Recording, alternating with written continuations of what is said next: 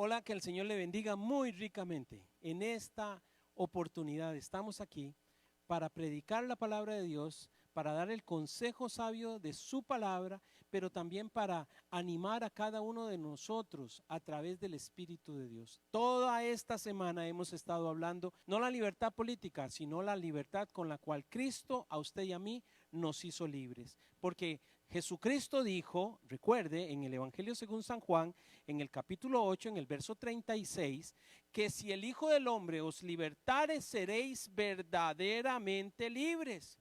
Y en 2 capítulo 3, versículo 17, la palabra de Dios sabe que dice, porque el Señor es el Espíritu, y donde está el Espíritu de Dios, ahí hay libertad. Yo me quiero poner de acuerdo con usted, póngase usted de acuerdo conmigo, y juntos pongámonos de acuerdo con el Señor. En este preciso momento tenemos amigos, familiares, vecinos, incluso gente que ni siquiera conocemos, pero se está jugando la vida en los hospitales.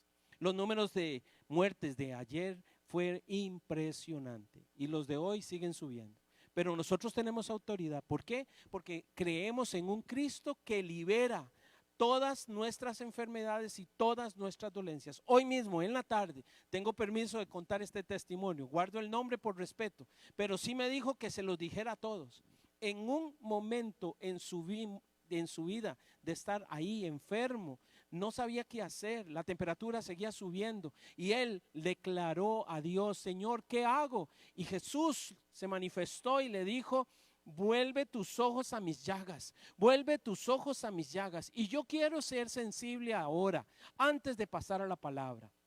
Generalmente nosotros los predicadores dejamos este momento para el final, pero no, yo quiero empezar con la paz que sobrepasa todo entendimiento, la paz que nos da la libertad con la cual Cristo nos hizo libres, la paz y la libertad y la convicción de que Él va a sanar a todos y cada uno de estos hombres y mujeres que en este momento estén enfermos. Padre, nosotros tomamos autoridad y enviamos la palabra de salud divina, Señor, a esos cuerpos que están enfermos.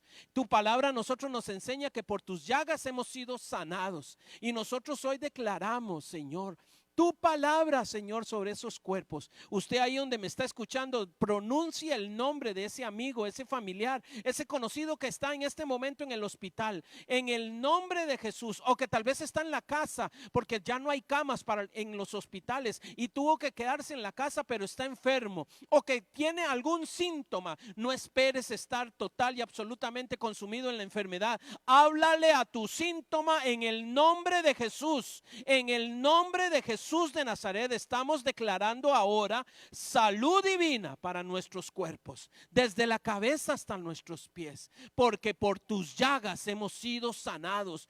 Porque por tus llagas hemos sido sanados. Dígalo: por tus llagas soy sano en el nombre de Jesús. Y hoy yo me declaro sano y libre de toda enfermedad. Sí, porque para eso apareció el Hijo de Dios, para deshacer toda obra de las tinieblas.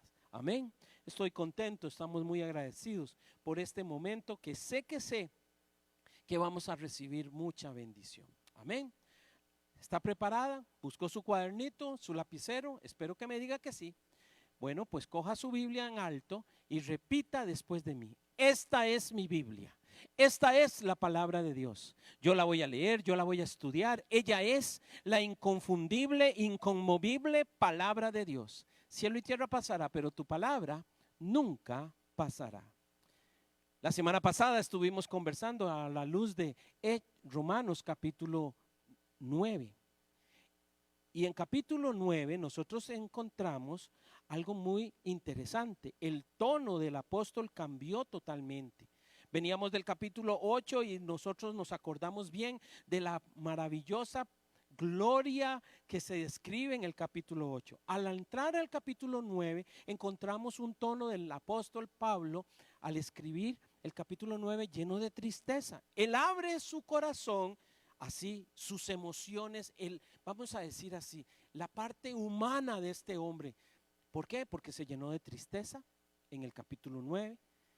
Manifestó una grandísima preocupación en el capítulo 10, que es lo que vamos a hablar ahora. Y si el Señor así lo permite, la semana entrante estaremos hablando sobre la bendita esperanza que no avergüenza, del capítulo 11. Entonces hoy nos corresponde hablar justamente de la preocupación. De la preocupación. Vamos a Romanos, por favor, acompáñeme al capítulo 10.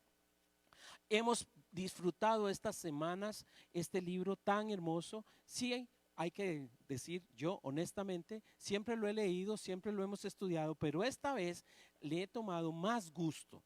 La preocupación del apóstol. Se va a dar cuenta usted que va a ser la misma preocupación que usted y yo tenemos, porque dice la palabra de Dios así. Romanos capítulo 10, versículo 1. Hermanos, ciertamente el anhelo de mi corazón y mi oración a Dios por Israel es para salvación. Es para salvación, ¿lo está leyendo conmigo? ¿Cuál es la preocupación? ¿Que haya petróleo? No. ¿Que hayan más cosechas? No. ¿Qué es la preocupación? ¿Que mi equipo gane? No. ¿Que mi partido político quede? Tampoco. La preocupación del apóstol Pablo es justamente la misma suya y mía. Que mis hermanos, porque así los llama, hermanos, que mis hermanos alcancen salvación. Pero permítame, don Pablo, usted está hablando de los judíos. ¿Cómo no van a alcanzar salvación si tienen una bonita religión? Es que la religión ni a usted ni a mí nos salva, ni a los judíos. Hay algo sobrenatural por encima de la religión, y para el apóstol es una grandísima preocupación. ¿Sí? ¿Cuál? La salvación. La salvación. Note el versículo 2. Porque yo les doy testimonio de que tienen celo de Dios, pero no conforme a ciencia. Ahorita vamos a hablar de eso. En ocasiones usted y yo estamos igual que él, rodeados de personas con un celo por su religión, pero no por una revelación. Por un celo por el dogma, y así es como se hacen las cosas, pero no por una relación personal con Jesucristo. La preocupación del apóstol radica en el rechazo que sus hermanos hacen de Jesús como el autor y consumador de nuestra fe y como el salvador de nuestras almas. ¿Esa es la preocupación suya y mía? Yo espero que digas que sí, porque la religión no vamos a molestar con el dogma, tampoco necesitamos en estos tiempos que nuestros hermanos, que nuestros amigos, que nuestros familiares reconozcan a Jesús y que no lo rechacen. El versículo 1 dice, es el anhelo de mi corazón, del corazón del apóstol. ¿Será el anhelo suyo? Espero que diga que sí. De verdad, necesitamos anhelar. Sí, anhelar, dícese la palabra que significa, dice aquí el diccionario, un profundo deseo, un incontenible deseo. Hay que hacer lo que sea porque anhelo que todos se salven, que no rechacen a Jesús. Ay, pastor, pero no, la gente no está rechazando a Jesús. No, sí, claro que sí, sí lo reconocen como ¿quién? Como el hijo del carpintero. Sí, lo reconocen como, sí, un buen líder social, un moralista. No, es el Hijo de Dios. Es la ofrenda que Dios le da a la humanidad para salvación. El anhelo del corazón del apóstol es que se salven. ¿Quiénes? Sus hermanos. Sus hermanos. Hermanos, ciertamente el anhelo de mi corazón y mi oración a Dios por Israel. ¿Oras por tus hermanos? ¿Oras por tus hermanos para salvación? Porque el apóstol le está diciendo aquí, hay dos cosas que yo tengo. Un profundo anhelo para que Israel sea salvo y una oración constante delante de Dios para que Israel, mis hermanos, sean salvos. Les he dado testimonio, estoy parafraseando el versículo 2, por años les he dado testimonio. Dios sabe que no miento, pero el celo es tan profundo. Podríamos incluso utilizar la palabra fanatismo. Sí, fanatismo. Hoy nosotros estamos llenos de personas fanáticas por una religión, aunque no tenga una relación personal con Jesús. Y eso es lo que al apóstol le preocupa. ¿Qué es lo que le preocupa? Que Israel no sea salvo. Qué terrible. Incluso el versículo 2 dice, porque yo les doy testimonio de que tienen celo de Dios, pero no conforme a la ciencia. Es decir, no conforme a la sensatez, no conforme a algo que es probado. ¿Has probado a Jesús? Tú que caminas por la tierra sin paz, sin gozo y lleno de tristeza, ¿has probado a Jesús?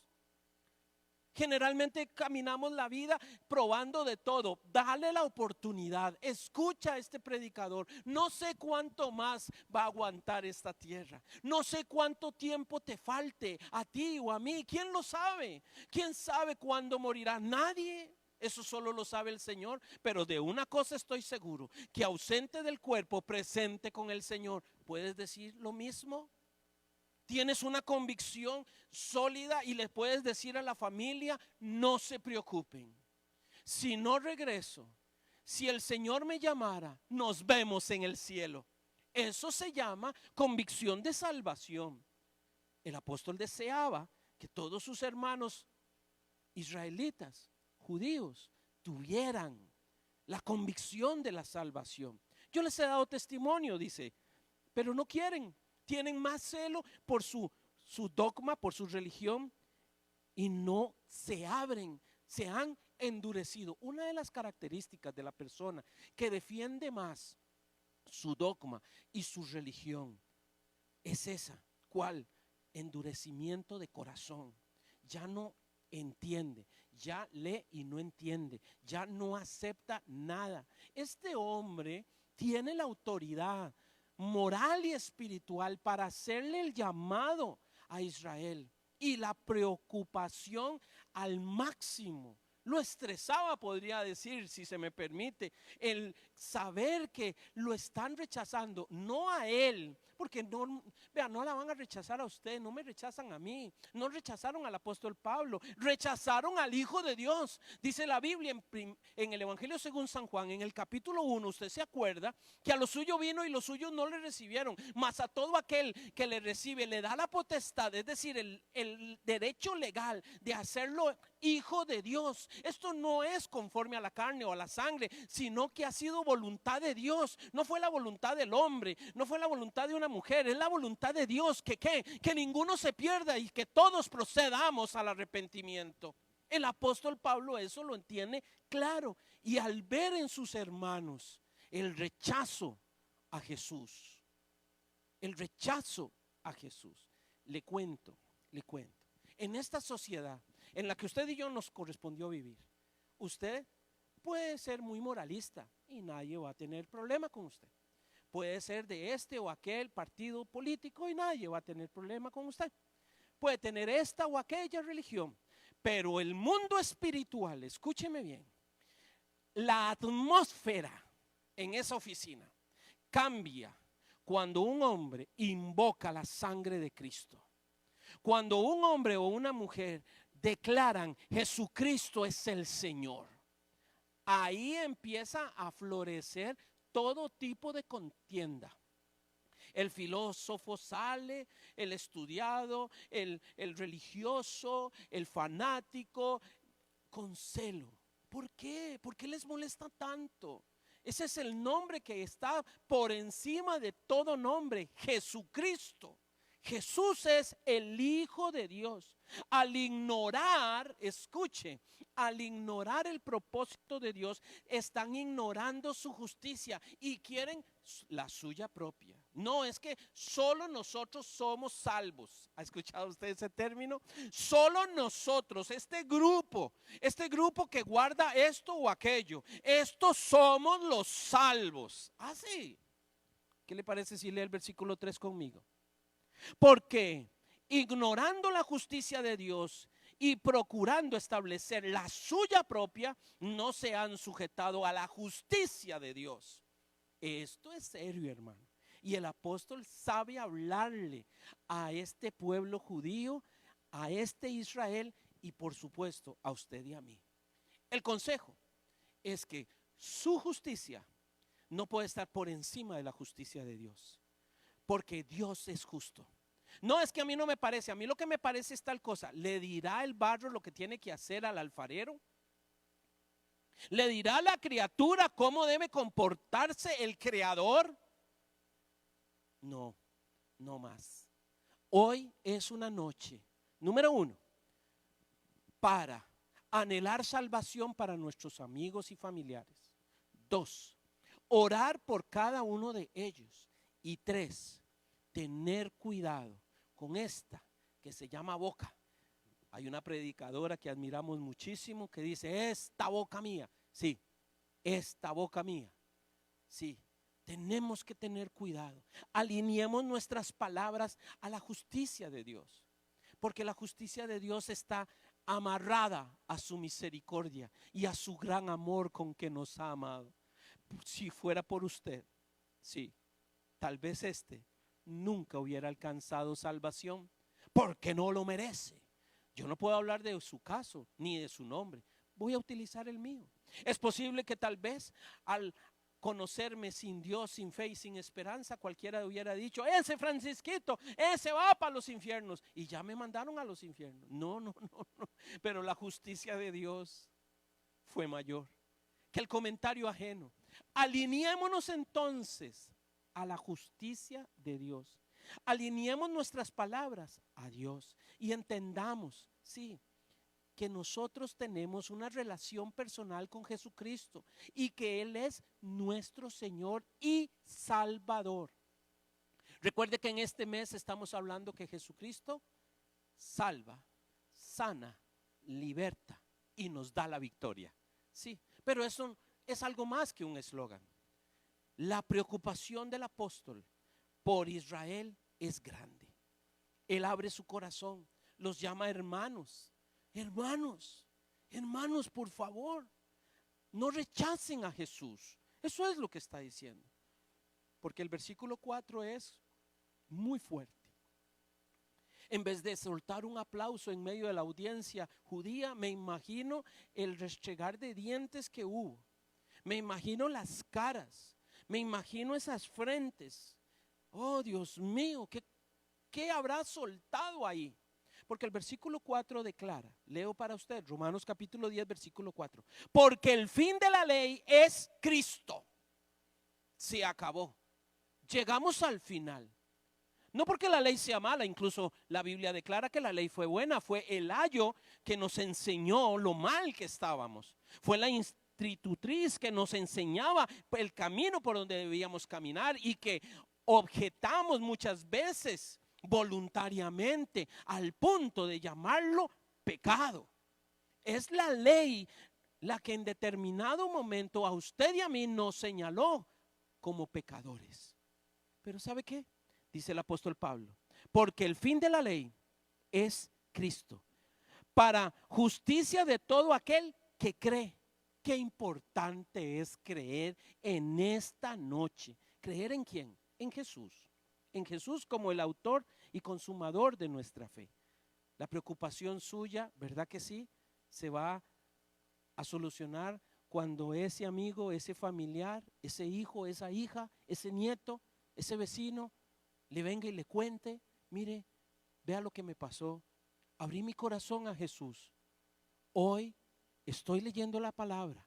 Hoy, si me muero, estoy en su presencia. La convicción de un hombre y de una mujer que es salvo, que es lavado por la sangre de Cristo, es esta. No le tiene temor a la muerte, porque sabe que es una transición, que cuando vuelva a abrir los ojos estará en su presencia. Eso hace victoriosa la vida cristiana. Hermano, el precio de rechazar a Jesús es muy grande, es muy grande. Si usted rechaza a Jesús, está condenado a guardar toda la ley. Eso fue lo que les dijo a sus amigos y hermanos, a todos estos israelitas que lo rodeaban. El precio de rechazar a Jesús es nefasto. Dice el versículo 4, porque el fin de la ley es Cristo, para justicia de todo aquel que cree. Porque, versículo 5, porque de la justicia que es por la ley, Moisés escribe así: el hombre que haga estas cosas vivirá por ellas. ¿Cuándo se va a acabar? Cuando recibas a Cristo. No recibes a Cristo, sigues metido en la ley. Y para cumplir la ley, ya usted y yo sabemos qué es lo que dice la palabra, que ninguno puede. Solo Jesús pudo cumplir la ley. Entonces el precio de rechazar a Jesús es una profunda frustración espiritual. Yo quiero, pero no puedo. Y cada vez me siento más frustrado. Acepta a Jesús y vas a ver que sí puedes. Yo quisiera ser fiel, yo quisiera ser bueno, pero bueno, ¿quién es? Dios es bueno. Necesitas utilizar la llave y la llave se llama Jesús. El precio de rechazar a Jesús es una frustración religiosa, una frustración espiritual la que vamos a tener permanentemente. Tendrá que vivir sujeto por siempre a la ley. Versículo 6.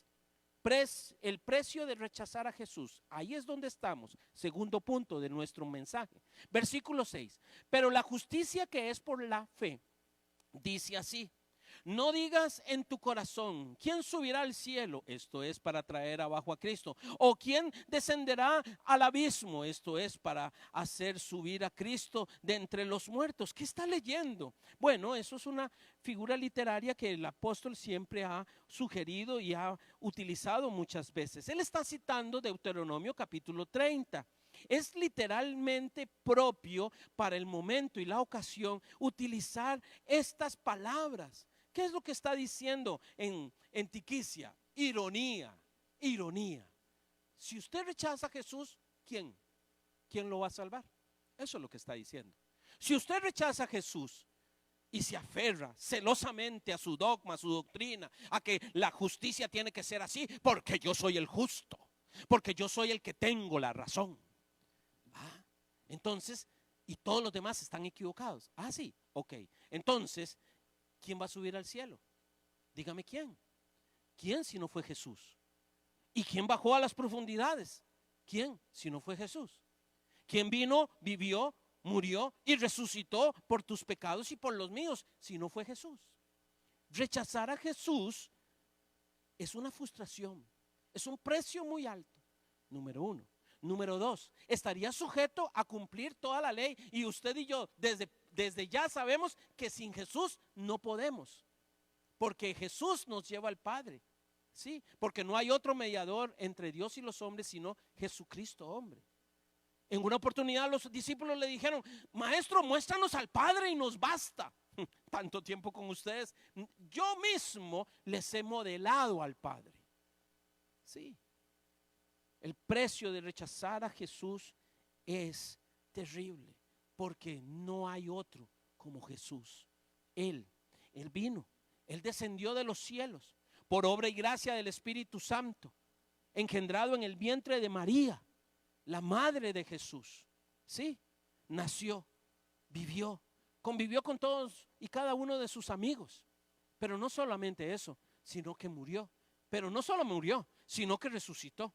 Pero entre que muere y resucita, dice la palabra, y el apóstol Pablo dice: desciende a las profundidades y le arrebata las llaves del infierno y se las da a la iglesia, le da autoridad y dominio, y estamos juntamente sentados con Cristo Jesús. Rechazar a Jesús es nefasto, es una preocupación del apóstol. Dice: bueno, ¿ahora qué vamos a hacer con Israel? ¿Cuál será el destino de Israel? ¿Qué va a pasar con mis hermanos? Es una profunda preocupación.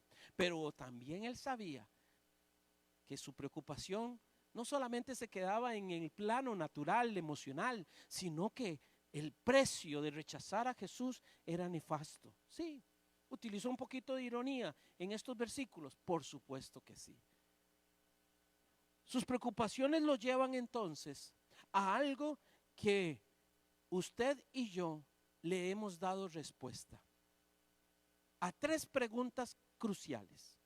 El capítulo 10 se caracteriza por tres preguntas que todos debemos hacernos.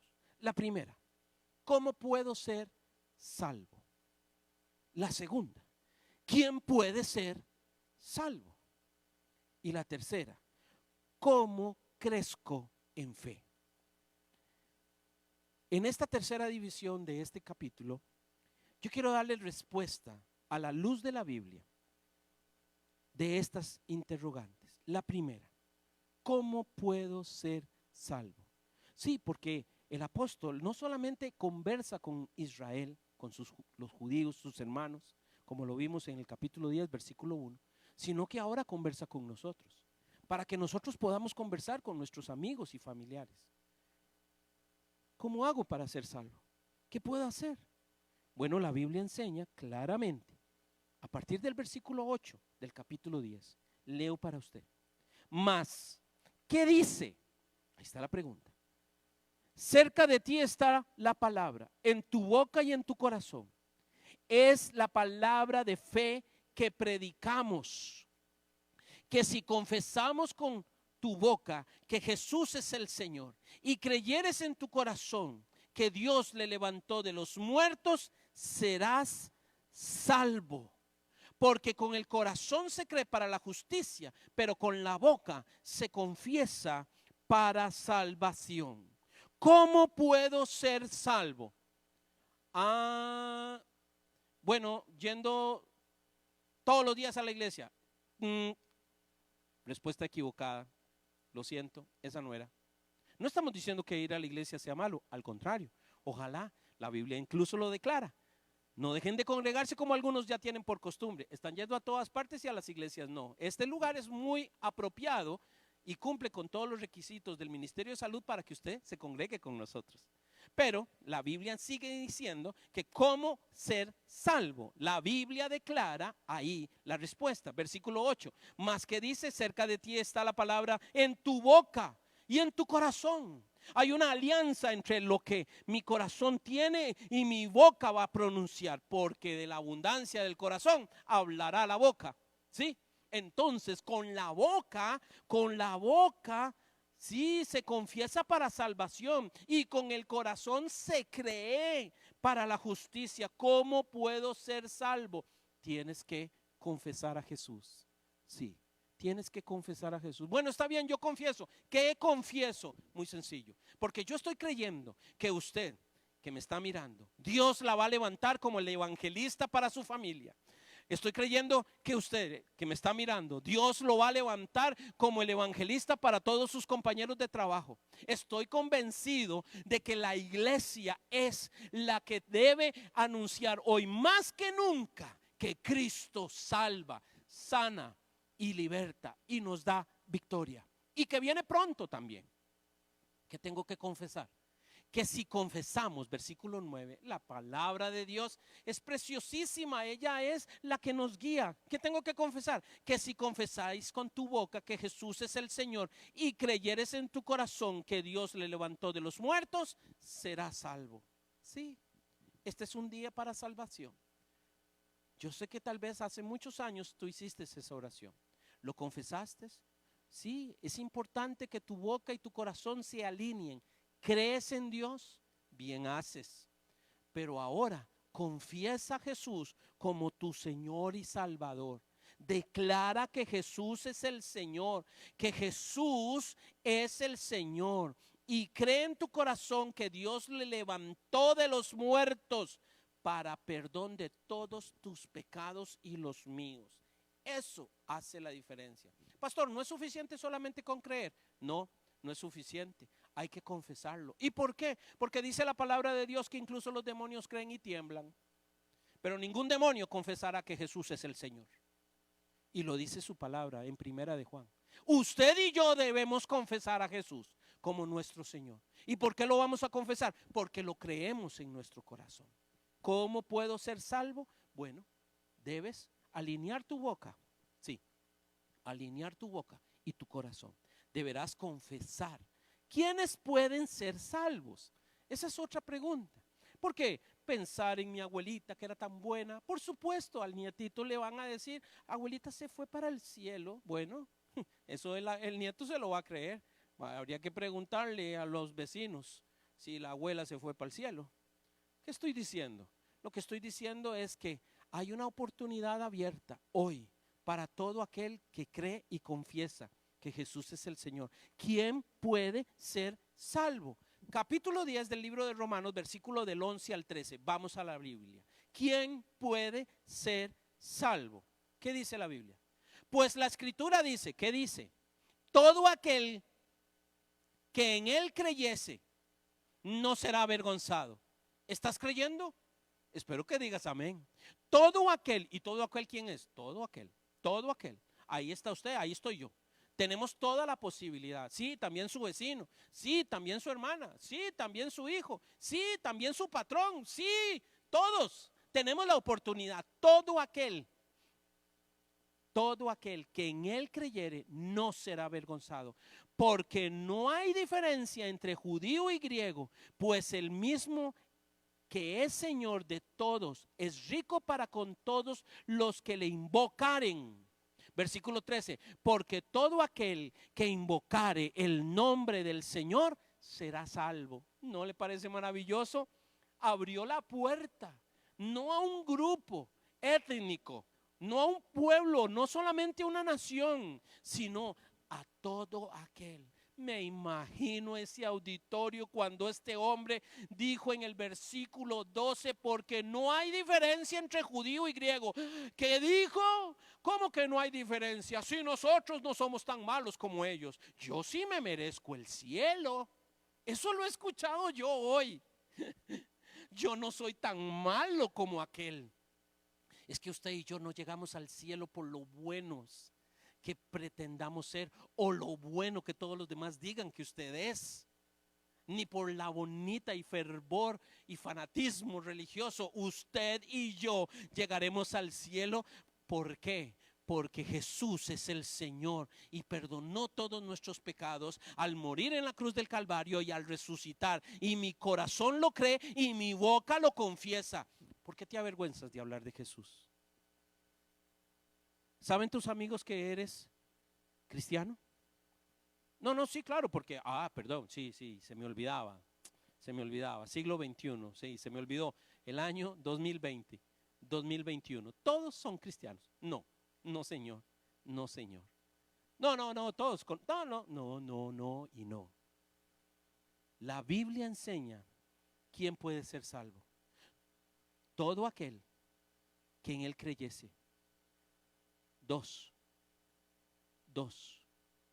Todo aquel que lo hace Señor de su vida, verso 12. Todo aquel que lo invoca. ¿Llamas a Jesús diariamente? ¿Llamas a Jesús diariamente? Antes de empezar este mensaje, les conté de una persona que me dijo, en ese momento tan oscuro, lo único que escuché fue, mira mis llagas, mira mis llagas, mira mis llagas. Y este hombre, ¿sabe qué hizo? Invocó el nombre que está por encima de todo nombre, Jesús. Y me dijo, pastor, yo estoy seguro que Jesús es mi Señor y ha de ser invocado. El problema de la sociedad, ¿cuál es? La ausencia de Dios. El problema de los vicios, ¿cuál es? El que cambiaron a Dios por los vicios. ¿Cuál es el problema de las tinieblas? Que no hay luz. Y aquellos que habiendo conocido la luz amaron más las tinieblas y su propia luz la apagaron. ¿Quién puede ser salvo? Todo aquel que confiese a Jesús. La tercera pregunta en esta tercera división es la siguiente: ¿cómo crezco en fe? Sí. ¿Cómo puedo crecer en fe? Bueno, la Biblia enseña en el capítulo 10, en el versículo 16. Vamos a la Biblia. Mas no todos obedecieron al evangelio. Pues Isaías dice, Señor, ¿quién ha creído a nuestro anuncio? ¿Quieres crecer en fe? Obedece la palabra. No es fácil, estoy hablando de una palabra que nos ha dado muchos problemas a usted y a mí. Obediencia. Queremos crecer en fe. Ay, sí, es que si yo tuviera fe, claro que la tienes, porque dice la Biblia que Él ha repartido a cada uno la fe, sí, una porción de fe, pero cada uno de nosotros toma esa fe y la hace crecer. ¿Cómo crezco en fe?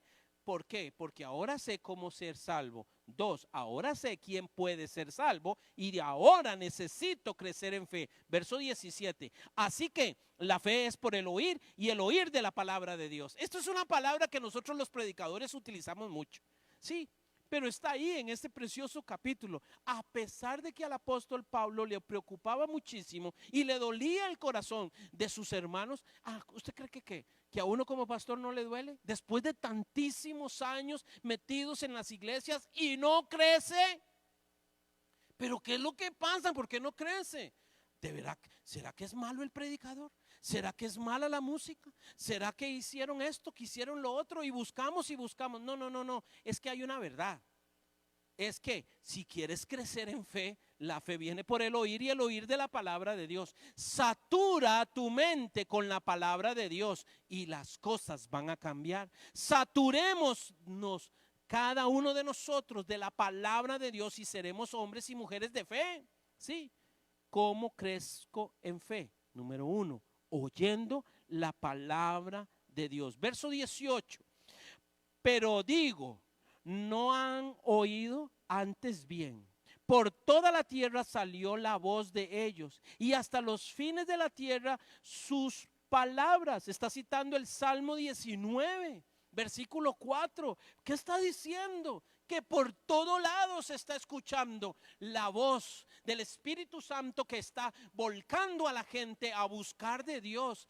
Hermano querido, esta enfermedad, esta pandemia está produciendo en la sociedad moderna, escúcheme, un fuerte anhelo de buscar de Dios.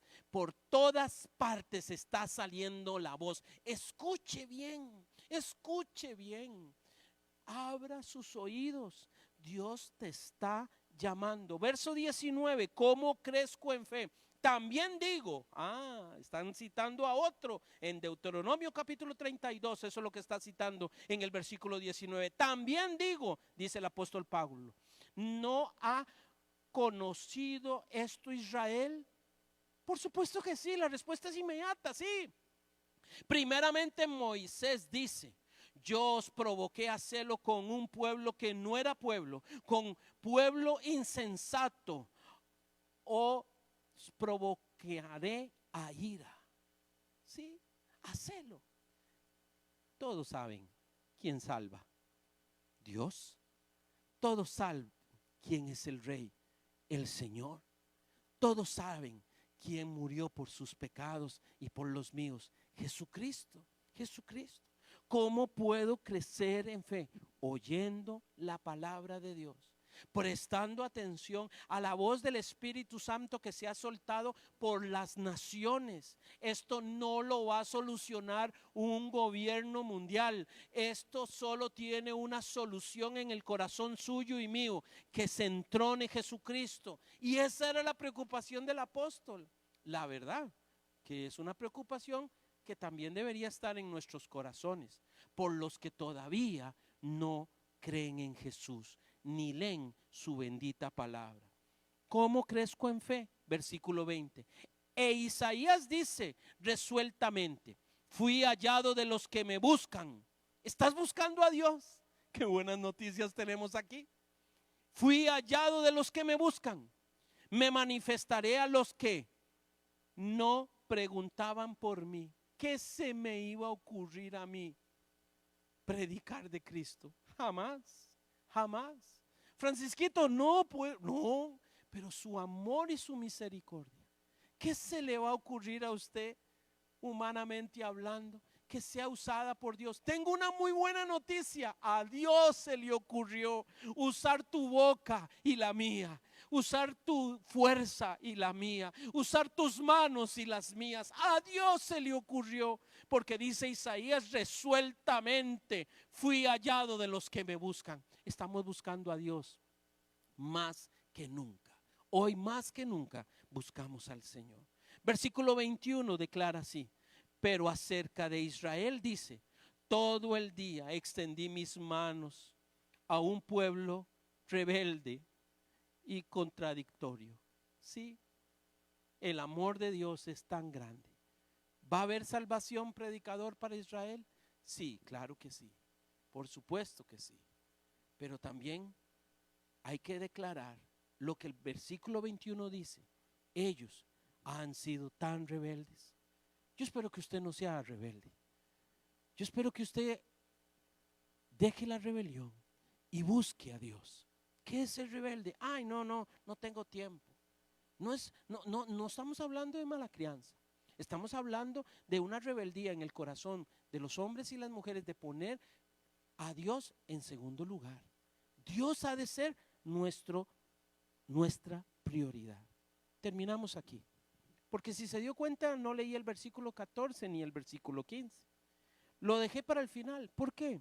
Porque lo titulé así: seamos parte de la solución, no del problema. ¿Cuál era la preocupación del apóstol Pablo? La salvación de sus hermanos. ¿Y la suya? ¿Y la suya? Si tiene una hermana, o si tienes uno, si tienes dos, si tienes tres, si tienes 10, ¿te preocupan todos? Yo sé que sí, porque los amas a todos. A todos, son tus hermanos. Iglesia amada, nos preocupan ¿quiénes? La misma preocupación que tenía el apóstol, la misma preocupación que tiene Dios. ¿Quién? Las almas. Si el meollo de todo el asunto es este: Jesucristo vino a buscar lo que se había perdido. El médico por excelencia, Jesús, vino a sanar al que está enfermo. Sí, iglesia, usted y yo somos parte de la solución, no somos el problema. Versículo 14.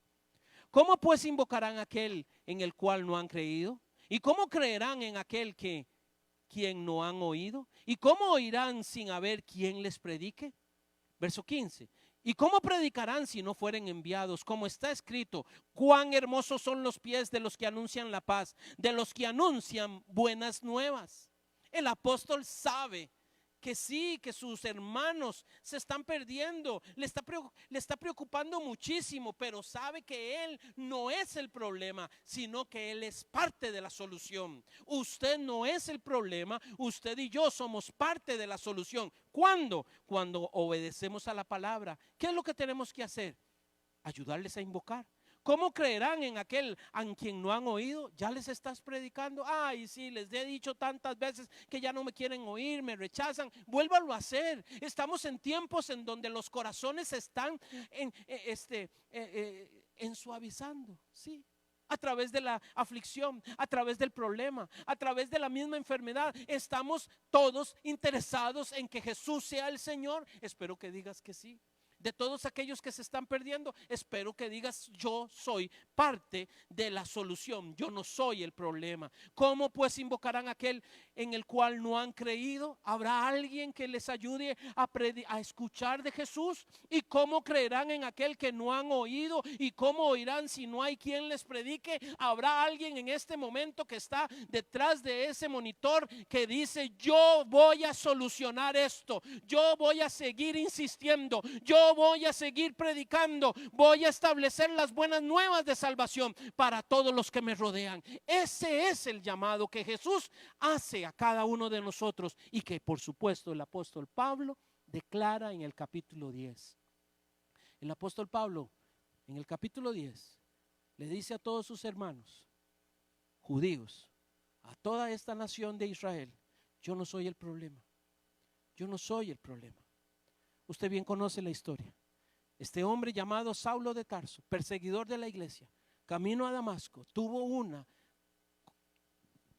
un encuentro personal con Jesús. Un encuentro personal con Jesús. A partir de ahí, dejó de ser Saulo y fue conocido por cada uno de nosotros como el apóstol Pablo, apóstol a los gentiles. ¿Quién era? Un judío. ¿Se da cuenta?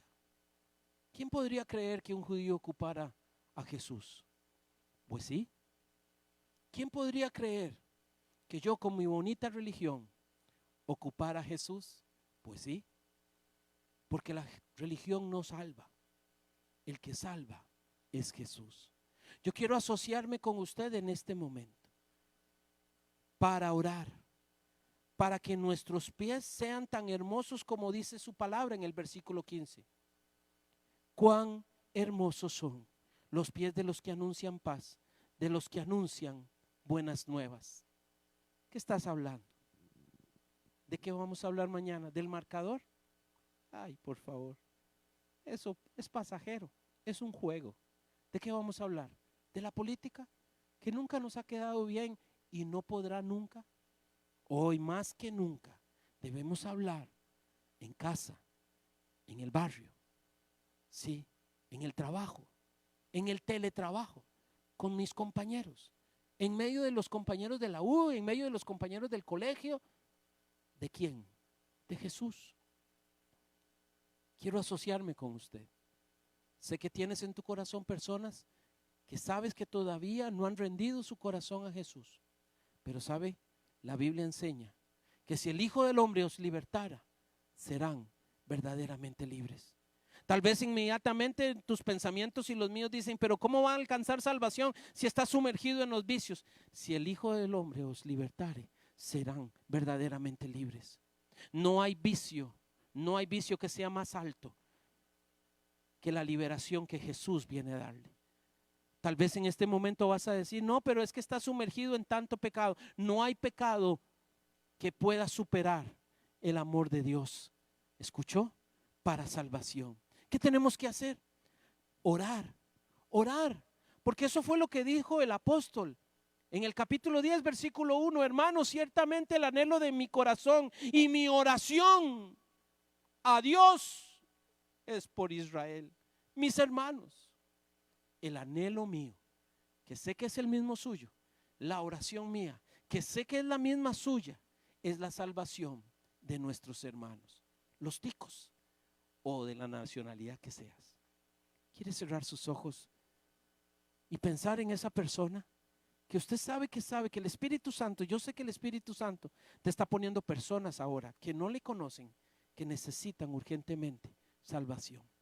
Señor, hoy venimos delante de ti y ciertamente estamos preocupados, como en algún momento estuvo el apóstol Pablo, preocupados porque nuestros hermanos todavía no te conocen. Extiende tu amor y tu misericordia y provoca en ellos, Señor, que confiesen tu nombre, que crean en sus corazones. Ayúdame, Señor, para que sean mis labios y mis pies los que anuncien estas buenas nuevas de salvación. Salva, oh Dios, a mis hermanos en el nombre de Jesús, y utiliza tu iglesia como esa voz que clama en medio de tanto desierto, en medio de tanta enfermedad, en medio de tanto agobio, en el nombre de Jesús. Y el que lo cree dice, amén. Quiero bendecirte. Sé que vas a hacer un buen trabajo.